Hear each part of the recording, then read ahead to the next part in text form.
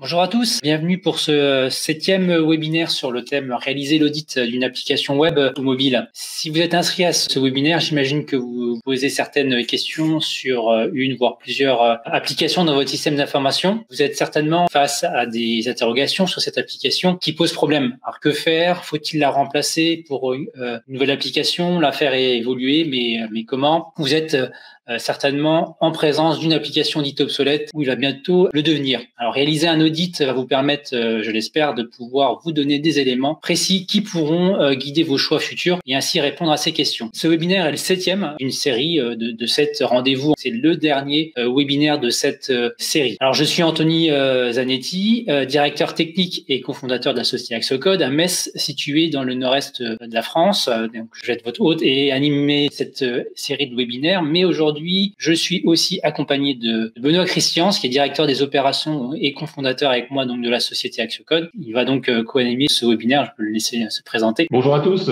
Je serais ravi de vous donner quelques informations sur la meilleure façon de réaliser l'estimation de la valeur de votre application. Alors, donc cet webinaire comme 7 étapes pour réaliser un audit. Donc, nous avons déjà vu sur les 6 premières étapes comment analyser la complétude fonctionnelle de votre application, comment réaliser l'inventaire technologique, dresser l'état des ressources humaines affectées donc à votre application, évaluer le degré d'obsolescence des technologies utilisées, analyser le code source, calculer la dette technique et lister les failles de sécurité, évaluer la couverture des tests, la documentation technique du processus de développement et de déploiement de votre application. Aujourd'hui, donc, nous allons voir la dernière étape, comment estimer la valeur financière de votre application, des délais et des coûts éventuels de remplacement ou de mise à niveau ou d'isolement. Alors, l'objectif à l'issue de cette étape est donc d'estimer la valeur financière d'application. On verra ça avec Benoît, établir un ratio entre le coût de maintenance et la valeur de votre application, qui est un indicateur clé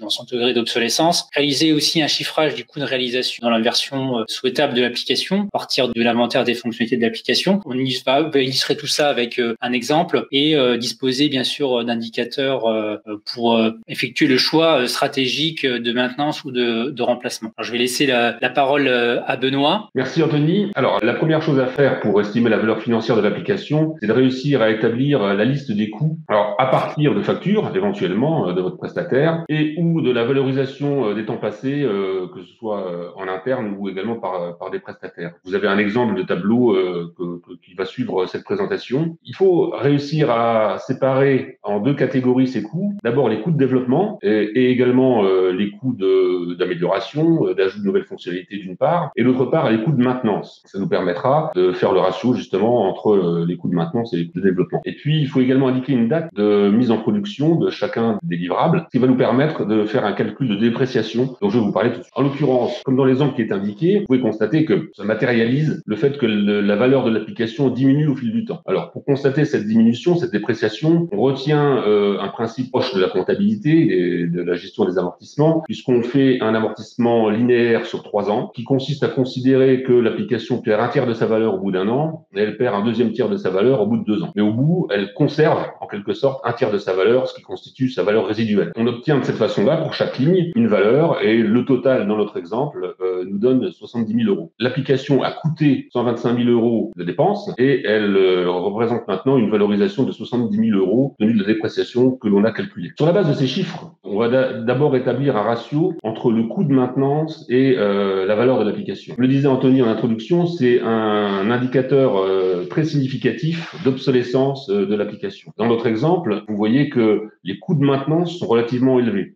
Ils sont indiqués en rouge dans le graphique. Ils progressent en plus de façon tout à fait significative, pour ne pas dire exponentielle. Alors ça nous interroge sur les raisons pour lesquelles cette maintenance augmente. C'est probablement quelque chose qui aura été vu dans les étapes précédentes. Oui, tout à fait. On a vu différents critères successivement et l'origine souvent d'une maintenance importante, c'est souvent soit des mauvaises spécifications fonctionnelles ou techniques au départ, pas de tests automatisés, des technologies obsolètes et difficiles à mettre à jour. Plus le temps passe, voilà, plus c'est difficile de mettre à jour ces technologies. Et puis peut-être une dette technique aussi aussi lié à la qualité du code. Il y a quelques exemples qui font que à un moment donné, on se retrouve à faire beaucoup de maintenance sur une application plutôt que de la faire évoluer fonctionnellement. Alors ça handicape fortement les possibilités opérationnelles des organisations qui, dans les statistiques globales mondiales, on peut dire, c'est pas rare que 80% des budgets informatiques soient consacrés à la maintenance. Il laisse peu de place au budget pour de nouvelles fonctionnalités. C'est souvent assez énorme. Alors on pense bien évidemment aux banques, aux assurances qui ont des systèmes assez anciens avec des technologies, comme le disait Anthony, qui sont parfois difficiles à maintenir. Voilà. Ça peut aller jusqu'à ce niveau-là. En tout cas, on peut dire qu'une application dont les coûts de maintenance sont supérieurs à la valeur de l'application en elle-même, à coup sûr, elle va être obsolète. C'est pas encore le cas dans l'exemple que l'on vous présente.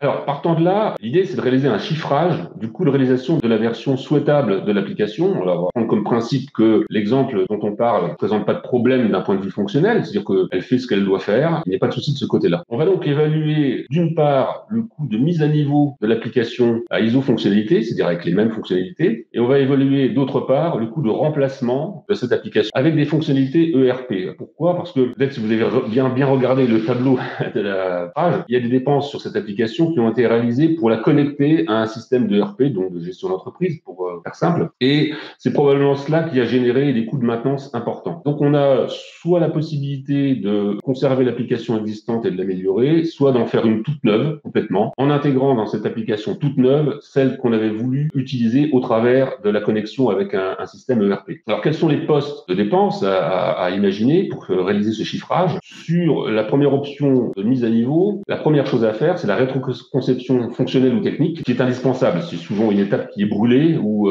parfois un peu trop rapidement réalisée, mais il est important d'y consacrer un peu de temps. Ici, ça représente un budget tout à fait modique. Il est également essentiel pour que l'application ne devienne pas ensuite obsolète d'implémenter des tests fonctionnels automatisés. C'est également un sujet dont Anthony vous a parlé au cours d'un précédent webinaire. L'application doit être testée complètement et le faire régulièrement, ça nécessite d'implémenter des tests automatisés fonctionnels. Donc on a prévu un budget pour cela également. On aura vu également dans un précédent webinaire, à partir des outils d'analyse de code statique, on obtient une estimation du nombre de jours nécessaires à la résolution de la dette technique, problème par exemple de qualité de code. Et on peut reporter cette estimation dans cette évaluation. Ici, on a 15 jours évalués pour résoudre la dette technique. Puis, peut-être plus conséquent encore, on a des composants techniques un peu anciens, il va falloir les mettre à jour et ça va prendre du temps, ça va pas se faire en un claquement de doigts, il va falloir modifier du code. Donc là, on prévoit 35 jours. Et pour régler notre fameux problème de connexion avec l'ERP, on se dit qu'il va falloir développer une nouvelle API qui va permettre une meilleure communication entre notre application et l'ERP que l'on a choisi. Voilà. Au total, on estime que pour mettre à niveau cette application, il faut un budget de l'ordre de 60 000 euros. Ensuite, pour comparer les solutions qui s'offrent à nous, on va chercher à évaluer le coût de remplacement de l'application. Donc, on en fait une toute nouvelle, on repart de zéro, en y intégrant des fonctionnalités de gestion d'entreprise. Alors, c'est très difficile d'obtenir un chiffrage précis à ce stade, puisqu'on n'a pas encore de spécifications fonctionnelles détaillées, donc c'est pas facile d'imaginer quelle sera la charge de travail réellement. Néanmoins, on peut se faire une première idée. On sait qu'on va avoir besoin de travailler sur ces spécifications détaillées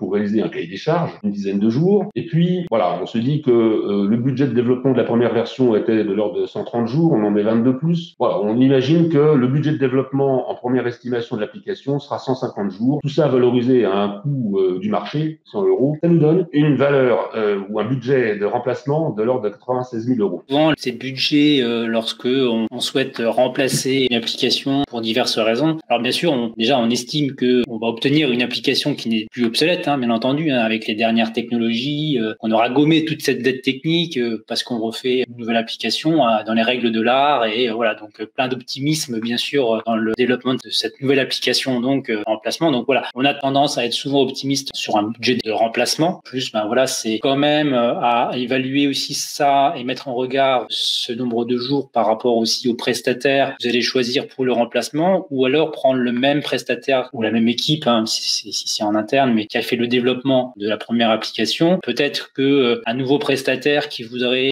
prendre la marché, par exemple, pourrait être aussi très optimiste sur un budget de remplacement pour remporter le marché, alors qu'un prestataire peut-être qui connaît justement les problèmes problème, dans notre exemple lié par exemple avec la connexion à l'ERP, etc., serait peut-être beaucoup plus prudent pour une estimation avec les déboires qu'ils ont peut-être connus sur leur première application. Donc c'est toujours difficile, même si des ateliers, des spécifications fonctionnelles détaillées vont aider à avoir un chiffrage normalement qui est correct et justifié. Mais voilà, le prestataire de la précédente application, si c'est lui qui va faire le budget, peut-être que il aura en mémoire déjà les problématiques qu'il a dû gérer et peut-être qu'il sera soit optimiste parce qu'il a connaissance de ces problématiques-là, soit justement au contraire pessimiste et peut-être augmenter le budget. En tout cas, voilà, c'est important. Hein, et à la fin de cette phase initiale d'atelier rédaction des spécifications fonctionnelles, au lieu d'un budget estimatif, vous pouvez obtenir normalement un devis précis pour le coût. Donc vous serez engagé sur une première phase d'atelier d'éducation pour un budget tout à fait raisonnable, en l'occurrence dans notre exemple de 6 000 €, mais ça vous permettra d'avoir la certitude du budget de réalisation plutôt qu'une première estimation telle qu'elle vous est présentée ici. Alors une fois qu'on a dit tout ça, il faut faire effectivement le choix qui est lui-même stratégique de maintenir l'application existante, la faire évoluer ou de la remplacer totalement. Les résultats des étapes précédentes qu'on a vues dans l'audit applicatif, que ce soit la complétude fonctionnelle, l'état des ressources humaines, l'obsolescence des technologies, la dette technique, les failles de sécurité, les tests, etc.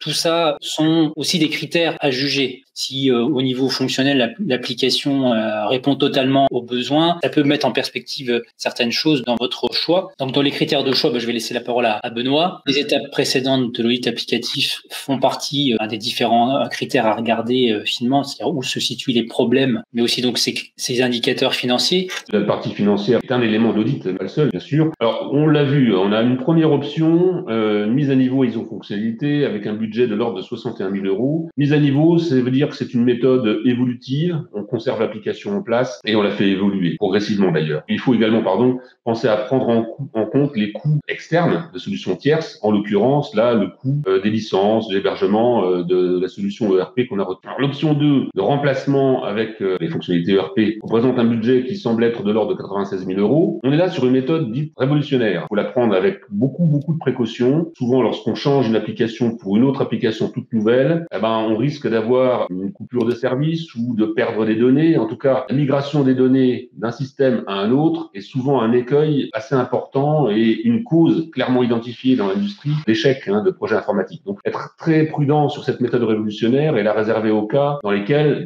finalement, on n'a plus vraiment le choix. On sait qu'on a déjà dépensé 125 000 € pour réaliser l'application et la maintenir. On sait qu'elle vaut à peu près 70 000 €. Alors, les critères financiers et ceux que l'on vient d'indiquer, là, ce ne sont pas les seuls critères. Il faut également penser aux coûts et aux efforts de formation. Si on met en place une nouvelle application, ce sera bien évidemment des coûts plus importants. La conduite du changement aussi. Les utilisateurs sont souvent réticents à changer de système. Ils vont parfois ne pas utiliser les nouvelles fonctionnalités. Donc, il faut les embarquer dès le départ dans le processus de conception de la nouvelle application. Tout ça représente des coûts et du temps qui sont assez significatifs. Et puis, le dernier critère, c'est peut-être le plus important finalement, c'est celui de la stratégie digitale de l'entreprise à moyen et à long terme. Là, on peut se poser la question sur cet exemple de la volonté au niveau de l'entreprise d'être autonome, de s'affranchir ou non d'une solution tierce comme celle de l'ERP, d'avoir peut-être d'autres projets digitaux en plus de cette application sur lesquels on va construire une solution plus globale. Enfin voilà, d'apprendre également en considération dans la réflexion. Finalement, entre 96 000 € et 61 000 €, il n'y a pas un écart rédhibitoire peut-être. Ces éléments sont aussi à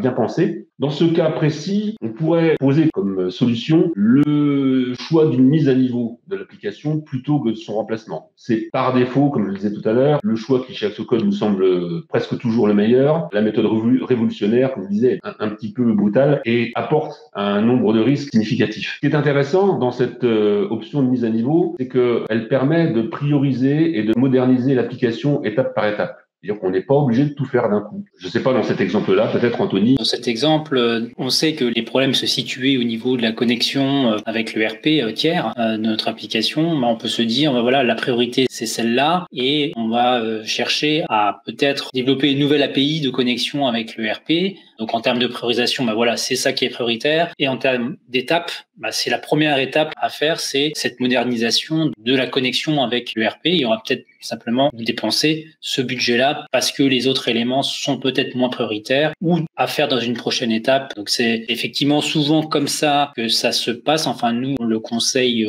beaucoup. Même si je voulais revenir sur la partie remplacement, il y a aussi, on a vu tout début la valorisation financière de l'application. Bien entendu, lorsque vous allez remplacer, il y a un coût qui est plus élevé dans notre exemple, le remplacement. Mais il faut aussi dire que ça veut dire que l'application aura plus de valeur qu'avant. Ça se calcule aussi. C'est-à-dire que dans une optique où on a une application moderne, etc., il y a certaines fois des stratégies peut-être de revente, d'entreprise, etc. Donc des choix effectivement stratégiques et que peut-être là, si on veut donner une valeur un peu plus importante à ces actifs de développement ou d'applications qui sont développés en interne, peut-être que on va peut-être faire augmenter la valeur de tout ça en la remplaçant. Mais voilà, ça reste quand même la bonne stratégie souvent. Comme le disait Benoît, il ne faut pas sous-estimer les utilisateurs de l'application en cours, on va dire, qui ont des habitudes et remplacer une application, voilà, ça a d'autres impacts que juste des impacts techniques ou visuels. Voilà, il y a des utilisateurs derrière qui peuvent être aussi très dérangés par tout ça. Alors si vous avez des questions, ce sera un plaisir d'y répondre avec Benoît. N'hésitez pas à les poser directement dans l'onglet chat. Alors à propos de l'isolement, la troisième possibilité, tu peux en dire un mot, Anthony? Il est souvent vu, surtout avec des technologies de conteneurisation, comme Docker par exemple, on va conteneuriser une application, mais c'est souvent vu aussi lorsqu'on veut rendre un peu imperméable l'application au niveau sécurité. C'est-à-dire qu'on sait qu'on a des composants qui sont obsolètes avec des vulnérabilités, donc on va essayer de l'isoler par rapport au reste du système d'information. Ça revient surtout à faire ça, mais c'est jamais une solution sur du long terme. Ça peut être que quelque chose de temporaire qui va peut-être donner du temps à toujours faire ce choix de mise à niveau ou de remplacement. Donc, dans notre cas, effectivement, dans notre exemple, on aurait pu prévoir un isolement, mais ça reste toujours une application stratégique pour agir tout de suite et pas forcément l'isoler du reste, quoi. C'est la fin de notre série donc de webinaires sur l'audit d'une application web ou mobile. Si vous souhaitez bien sûr réaliser un audit complet de votre application, vous pouvez utiliser un petit peu toutes les informations qu'on a pu distiller à travers ces webinaires, mais on est aussi à votre disposition pour vous aider aussi à réaliser tout ou partie de l'audit. Vous avez vu qu'il y a différentes étapes, mais il y a quelquefois des étapes un peu plus techniques comme l'analyse du code source, comme l'analyse des technologies, et puis il y a des choses qui sont un peu plus métiers comme la complétude fonctionnelle où là, vous pouvez peut-être agir vous-même. Donc voilà, donc c'est un ensemble, un audit complet. Donc n'hésitez pas à nous contacter si vous avez des besoins d'audit. On vous souhaite avec Benoît une bonne fin de journée et puis on espère à une prochaine fois. Au revoir.